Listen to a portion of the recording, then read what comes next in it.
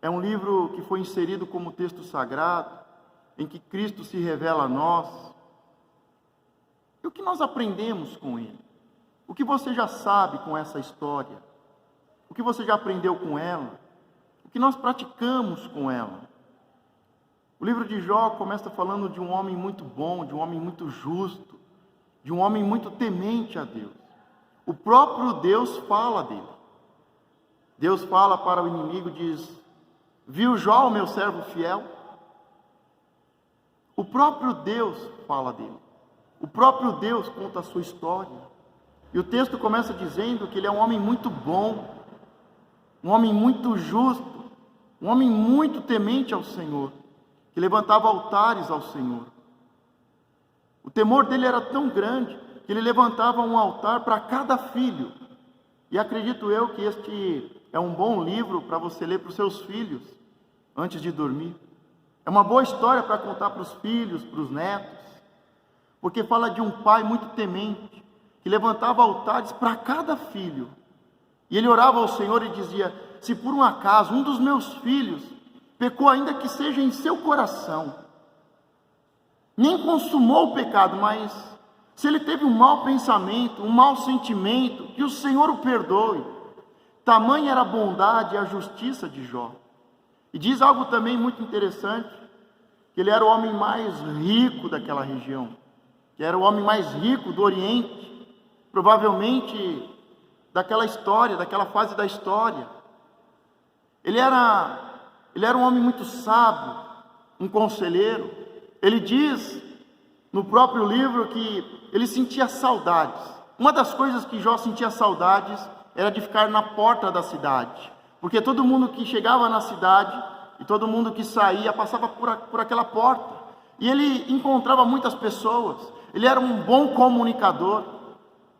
Ele tinha prazer em ver as pessoas chegarem, em se despedir das pessoas, em abençoar aqueles que entravam e abençoar aqueles que iam em suas viagens. Era um homem que estava sempre na porta, que estava orientando, aconselhando. Era um presbítero, segundo a palavra do Senhor. E ele fala que tinha saudades disso. As saudades, aquilo que apertou o coração de Jó, era estar na porta, recebendo as pessoas, despedindo as pessoas, orientando, aconselhando, abençoando. Ele era uma pessoa, um bom comunicador, um abençoador. E diz também que ele era muito rico. Ele tinha muitas propriedades, ele tinha muitos gados, plantações. Era um grande comunicador, um grande agricultor, um grande empresário. Hoje, nos dias de hoje, poderíamos comparar Jó com quem? Para você, quem é os grandes comunicadores, os grandes proprietários, os homens mais ricos? Jó, ele está dentro dessas descrições. Um homem com coração bom, justo, temente ao Senhor, um homem de fácil relacionamento, abençoador, um bom comunicador, um homem sábio, conselheiro, que fazia grandes negócios. Grandes negócios. O homem mais rico. Acredito que muitos gostavam dele, mas a Bíblia diz que chegou o dia mau, o dia da angústia.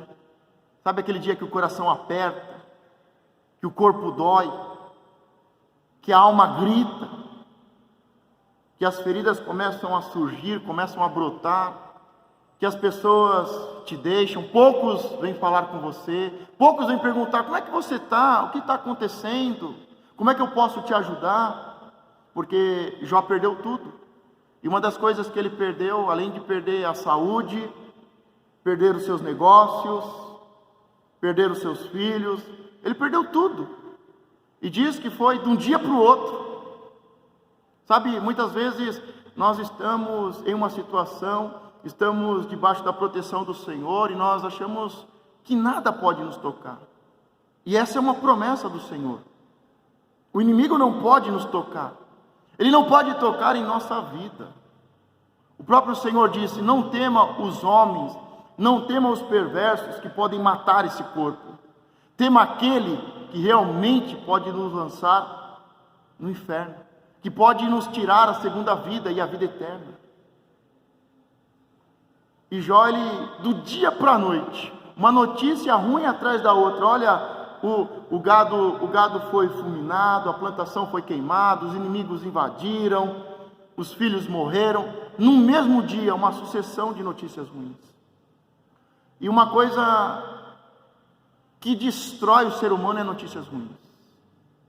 Eu acredito que aquelas doenças, aquelas chagas, que os historiadores dizem, né, que Jó coçava com um caco de telha, uma espécie de lepra, uma espécie de câncer de pele. Eu acredito que tudo isso surgiu das notícias ruins. Nós temos que tomar muito cuidado e guardar os nossos ouvidos e os nossos corações das notícias ruins. Tomar muito cuidado com o que recebemos pelas redes sociais, pela televisão, pelos meios de comunicação. Guardar os nossos ouvidos, os nossos corações das notícias ruins, porque a palavra diz que a fé vem pelo ouvir e ouvir a palavra do Senhor. E da mesma forma, a tristeza, a angústia, a indignação, o ódio vem pelo ouvir. E Jó está na situação mais terrível. Ele amaldiçoou o dia do seu nascimento, ele está num dia terrível, mas não podemos esquecer que ele é uma pessoa boa, justa e temente ao Senhor. E como cantamos agora há pouco, diz que todas as coisas cooperam. Mas eu acredito que Jó passa praticamente o livro todo perguntando: por que isso? Por quê? No que isso vai me ajudar? Sabe, a pior coisa é quando você busca uma resposta e você não encontra. Por que isso está acontecendo comigo? Comigo, um adorador, uma pessoa boa, uma pessoa temente ao Senhor. E quando não encontramos as respostas, caímos no mar da dúvida, caímos até no mar do esquecimento. Deus se esqueceu de mim. Quinta-feira ainda falamos de Davi perguntando: Deus, até quando se esquecerá de mim? Para sempre? Porque Davi teve momentos que chorou tanto, chorou a morte de filhos, de um recém-nascido, de Absalão, o povo em festa e ele chorando, e diz que a sua cama estava alagada de tantas lágrimas. Tem momentos que a tristeza é tão grande que nós perguntamos: mas por que isso? Por quê? Pode isso acontecer com uma pessoa boa? O que o primeiro livro da história da humanidade, o que a primeira história escrita e passada de geração a geração, inserida na biblioteca, inserida na Bíblia, o que ela quer nos ensinar, que Cristo ela revela? A primeira coisa que eu encontro ali é o Cristo sofredor, aquele que é o Cordeiro que tira o pecado do mundo e que foi levado sem falar uma palavra. Mas um pouco diferente, Jó, pelo menos na sua alma, no seu ser, ele pergunta, ele questiona a Deus: por quê? O que aconteceu? O que eu fiz para merecer isso? E ali tem mais de 80 perguntas em que Jó chama a Deus e começa a perguntar para Deus, e Deus pergunta para ele, e ele pergunta e Deus pergunta, porque a melhor resposta sempre é outra pergunta. Pode observar, sempre quando Deus se manifesta, ele faz uma pergunta. Toda vez que fizeram uma pergunta para Jesus, uma pergunta cretina, ele não deu uma resposta divina, mas ele fez uma outra pergunta divina. Porque as perguntas abrem a mente, abrem o mundo espiritual. As perguntas abrem. Por quê? O pior é quando a gente tem a nossa verdade, quando a gente tem a nossa razão. Não, isso é por causa disso, é porque Deus me abandonou, é porque Deus não me ama, é porque Deus não existe. Pior é quando a gente tem a nossa razão, a nossa resposta, e a nossa resposta religiosa. Nem Deus é religioso, porque em nenhum momento ele dá uma resposta definitiva, mas ele pergunta: Jó, aonde estava tu quando eu criei o mundo? Aonde estava tu quando eu coloquei os fundamentos da terra? Aonde estava você, Jó, quando eu coloquei limites ao mar? E é um duelo de perguntas. E o bom é que essa história ela vai terminar com um arrependimento. Mas como um homem bom, um homem justo, um homem que levanta altares, que ora pelos filhos, que tem a preocupação de um coração puro. Senhor, se os meus filhos em seu coração pecaram, perdoa, Senhor, e fazia sacrifícios. Sabe, Jó chegou numa situação, e não sei se chegou a uma situação, ou viveu uma situação terrível, que ele se tornou pobre, e do homem mais rico se tornou o homem mais pobre e miserável que existe. O homem mais pobre e mais miserável que existe. Ele chega a uma situação que ele só pode fazer uma coisa: dar dinheiro. A situação mais miserável, eu conheço pessoas miseráveis, que a única coisa que podem fazer é dar dinheiro, é dar oferta. E Jó está nessa situação. Tanto é que no final ele se arrepende e Deus fala para ele levantar um altar. Porque a única coisa que uma pessoa pobre, miserável pode fazer é levantar um altar. Sabe, às vezes eu pergunto para algumas pessoas e falo: olha, você perdeu o emprego, você está doente, você está tão pobre, que você não consegue ver o amor de Deus, que você não consegue ver o amor das pessoas que estão em volta de você, anunciando o Evangelho, tentando te ajudar, porque o amor verdadeiro está quando nós ajudamos quem não pode nos ajudar, quando nós ajudamos alguém que não pode retribuir, quando ajudamos alguém que não tem condições nenhuma de fazer nada, e muitas vezes nem de dizer obrigado, nem de dizer muito obrigado. O amor está em ajudar quem não pode fazer nada, quem não pode retribuir, quem não pode contribuir, quem não pode abençoar. E Jó levanta um altar. E é interessante que de centenas e milhares de pessoas que Jó ajudou, fala que alguns amigos, 3 amigos vieram procurá-lo. E os 3 amigos, ao invés de consolá-lo, colocam um peso maior. Jó, o que você fez? Jó, você se meteu em corrupção? Jó, você fez algum gato em casa? Jó, que pecado, não é possível. Há algum pecado em você? Há algum pecado? E um colocou um peso maior, outro colocou um peso mais leve, outro colocou um peso mais leve, mas todos colocaram um peso.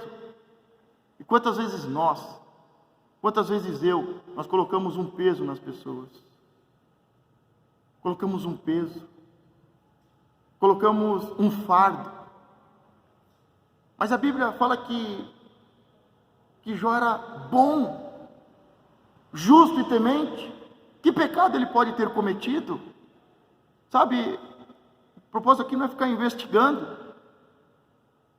mas a Bíblia diz que cada um avalia o seu próprio coração. As pessoas foram enganadas, e muitos ainda estão enganados, achando que as pessoas boas vão para o céu. O céu não foi feito para as pessoas boas, o céu não foi feito para as pessoas justas, não foi feito para as pessoas vencedoras, ricas. O céu foi feito para os arrependidos, para aqueles que são mais do que vencedores em Cristo Jesus. As 7 igrejas da Ásia, eu sempre falo sobre isso.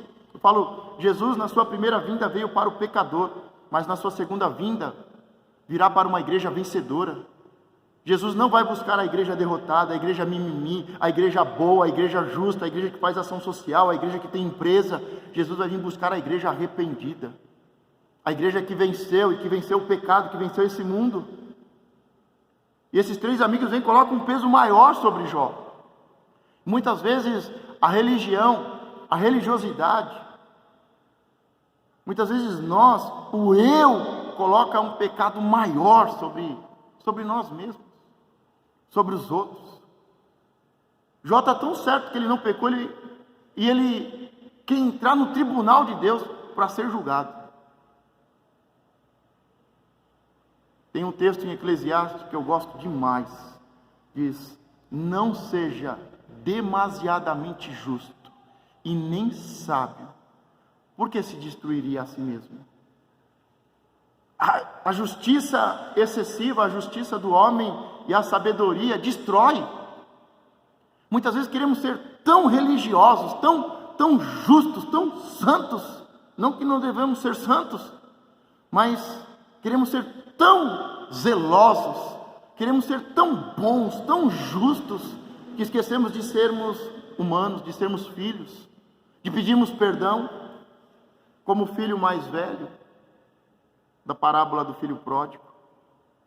Ele diz, mas eu faço tudo certo, eu nunca virei as costas, eu estou sempre fazendo tudo, eu faço tudo, eu sou filho, mas eu sou o melhor funcionário, eu sou o último a voltar do trabalho, eu sou o que mais trabalha. Mas muitas vezes nós precisamos nos arrepender e falo, não sei nem do que. Eu sei que quando as coisas começam a apertar na minha vida, quando o diabo começa a querer angustiar, começa a ter opressão, as coisas começam a dar errado, eu começo a pedir perdão, liberar perdão, porque essa é a chave. Essa é a diferença do filho pródigo e do filho mais velho.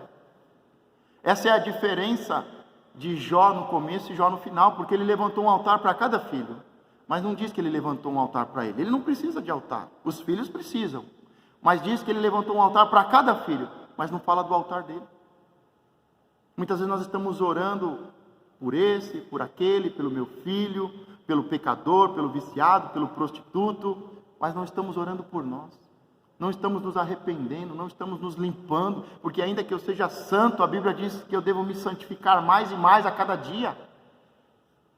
Sabe, tem algo, eu ouvi essa piadinha do Papa, assisti um documentário ontem, muito bom, muito bonito, e o Papa é argentino, ele conta uma piadinha argentina, ele diz, sabe como que um argentino se mata?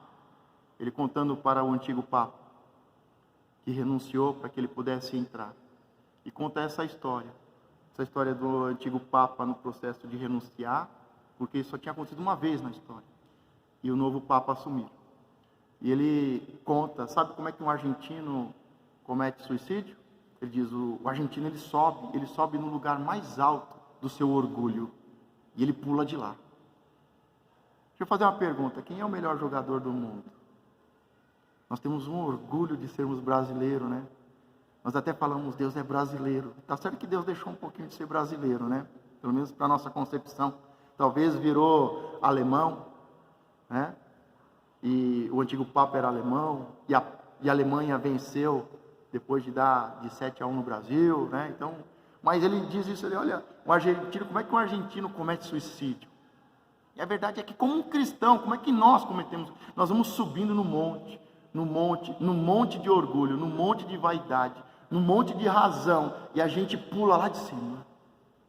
A gente é tão vaidoso, tão orgulhoso, isso faz parte da natureza humana, pecaminosa, e mais que eu venha nascer de novo, isso sempre vai me perseguir, porque a nova natureza está entrelaçada com a velha natureza. Por isso que o apóstolo no Novo Testamento, ele diz, no final da sua vida, quase aposentando, quase encerrando a carreira, e dizendo, eu encerro a carreira e guardo a fé, ele diz um pouco antes, o bem que eu quero fazer, esse eu não faço, e o mal que eu quero, esse eu faço, porque da mesma forma que nascemos de novo, nascemos atrelados ainda com o velho homem, até que possamos realmente vencer a segunda morte. E vamos lutar com o pecado, com a rebeldia, com o orgulho, até o último dia. Até o último dia. E da mesma forma que nascer de novo, uma vida em oração está atrelada ao Espírito Santo. E se queremos uma vida no Espírito, vencendo o pecado, sendo guiado pelo Espírito, com maturidade, está atrelada à oração. Eu quero viver no Espírito, então isso está atrelado à oração. Eu não sei se nós precisamos subir o monte do eu, do orgulho, da vaidade, porque eu sou, porque eu faço, porque eu tenho. Ou se nós temos que subir o monte da cruz. Mas isso aconteceu no final da vida.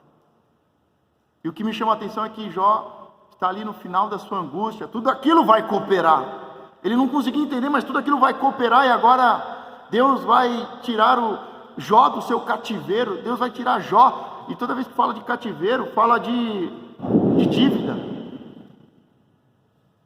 Toda pessoa que deve é levada a um cativeiro, e Deus vai tirar, Deus vai virar o cativeiro, vai quebrar o cativeiro de Jó, e ele tem que levantar um altar. E quando ele levanta um altar, Deus fala com os 3 amigos, e diz, olha, eu não me agradei do que vocês falaram para Jó. Eu quero que vocês vão lá e sacrifiquem junto com Jó, e Jó vai orar por vocês, e ele vai abençoar vocês. Porque o que vocês falaram de Jó, o que vocês falaram na cara de Jó, não me agradou. Eu sei que muitas coisas, eu não sei se eu sou Jó na história, se eu sou amigo, porque Jesus teve um grande amigo. Ele teve o discípulo Pedro, o discípulo do amor, mas Jesus nunca chamou João de o discípulo do amor. É ele que se chamava o discípulo do amor. Ele nunca fala e João, ele fala o discípulo do amor. Ele escreve de si mesmo dizendo o discípulo do amor. Ao invés dele escrever e eu, João, ele diz não, o discípulo do amor. Ele diz, eu sou o discípulo do amor, que Jesus amava e que ama a Cristo. Isso foi tão bom que o Espírito consolidou e disse, não, é verdade, vai ficar escrito. Mas Jesus nunca chamou João de o discípulo do amor, mas chamou Judas de amigo. Eu não sei se você já foi traído, ou se você já traiu alguém. Eu não sei se Cristo te traiu, ou se nós já traímos a Cristo.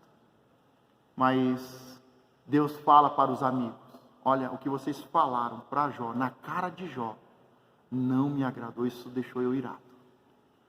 Isso está impedindo de receber a bênção.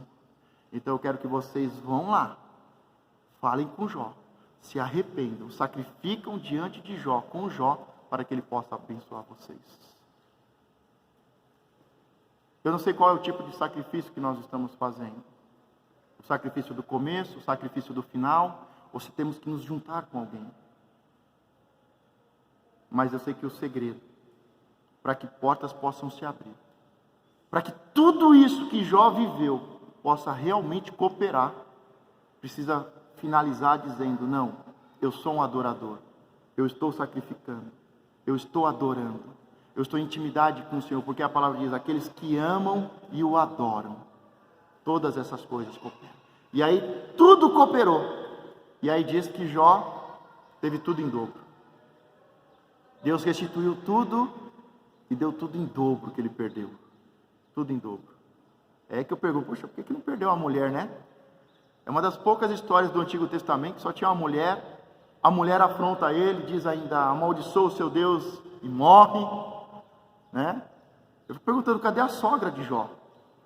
Não tem sogra, não tem a sogra. A mulher não morreu.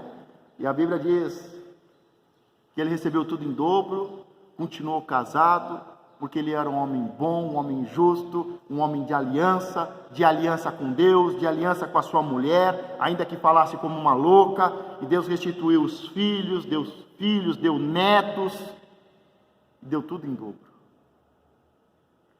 O ano está acabando. Muitas vezes estamos acabando o ano e estamos fazendo a nossa própria justiça. Eu estou certo. Eu vim na igreja o ano todo. Aquele se desviou. Aquele parou. Aquele não é ofertante, não é fiel. Mas o quanto nós precisamos levantar um altar para o Senhor. O meu altar. O meu altar. Não um altar só para minha casa, para minha esposa que é louca, para os meus filhos, que ainda são inexperientes, imaturos, pecadores, mas para mim. Sabe, eu quero terminar com esse pensamento para a gente orar sobre isso e levantar um forte clamor diante desse altar que nós erguemos ao Senhor. Porque enquanto Jó, ele orava pelos seus filhos,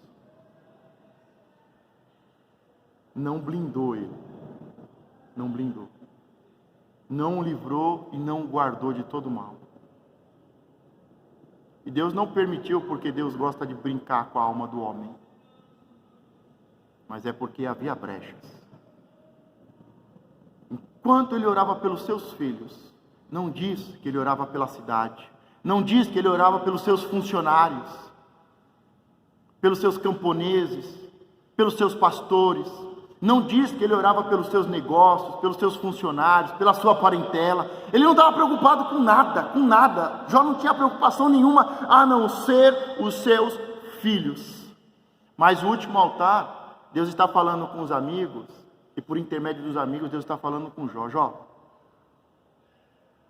muitas vezes nós estamos subindo o monte do orgulho, do eu, da vaidade, que pensa só em mim, só na minha casa.